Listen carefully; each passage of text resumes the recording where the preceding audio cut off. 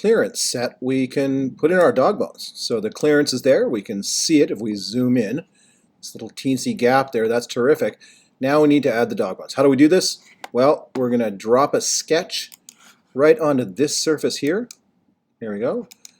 And just add a sketch there. And now I'm going to start adding in some sketch geometry.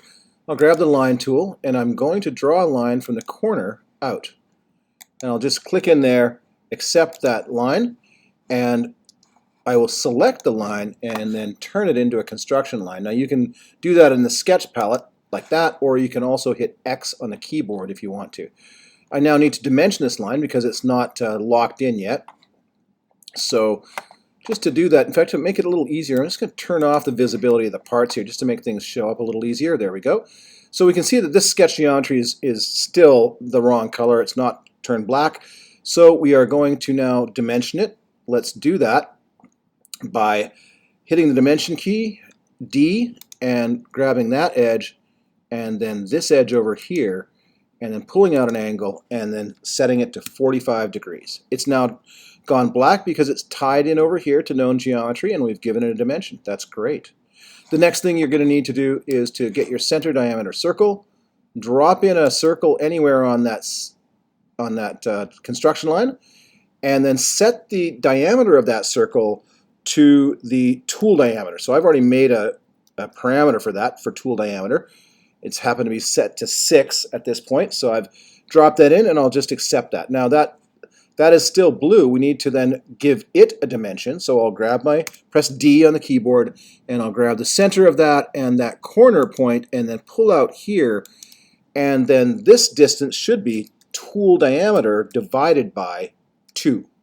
And there we go. I lock that in and everything turns black and it's lovely. It's got a nice proper sketch line, and so it can now be extruded later on, which is terrific.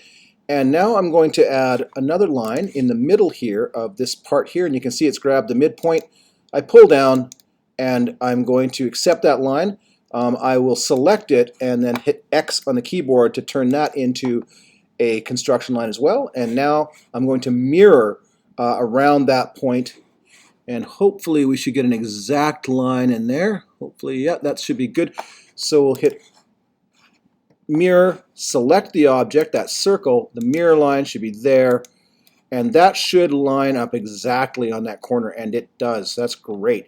And you'll notice it's black as well, and I said okay, it's done, and it'll now be extrudable. I'll turn my part visibility back on, and you can see that I'm able to select the parts that I want if I want to extrude that out. So that's just terrific. Okay, so I will now finish my sketch, and I'm going to turn off the visibility of this part here so that I can now see my sketch profiles and extrude those down. So I'm going to try and extrude this out so I can make the actual dog bone. So I'm going to hit E on the keyboard, and then I'm going to pull up my extrude command, and I'm going to select the sketch profiles that I want to extrude. And I select all 4 of these, and I can orbit around, take a look at them, and yep, that's what I want to happen. And of course I can start to pull down, and what I want to happen is actually I want to change the extent to, instead of a distance, I want to say to object, and the object that I want to extrude to is this bottom here. So I click there, and you can see that it's shown where it's going to extrude everything out, and it's even kind of indicating what that sketch profile will look like later when it's done. And I can twirl down my objects to cut to make sure it's not cutting anything wrong. It's only cutting part 1. And I'll set the operation to cut, of course, because I want to remove the material. So I do that, and now it has cut out the dog bone, and there it is. That is a dog bone. And if I turn that part visibility back on, you can see how we're literally able to fit a kind of a square peg in a round hole. And there it is. So that's it. That's dog bones. Just don't forget, you want to do your clearance first, so that you get that nice smooth edge from the clearance there and then the curve that goes around and continues out here. Clearance first, then the dog bones, you're good to go. One last little note here, under the modify menu, just take a look at the parameters. I had set the tool diameter parameter to 6 millimeters. You could change that later on depending on the size of the end mill that we use when the CNC is actually being run and you're milling out your work. That's it, that's all I've got. See you on the flip side.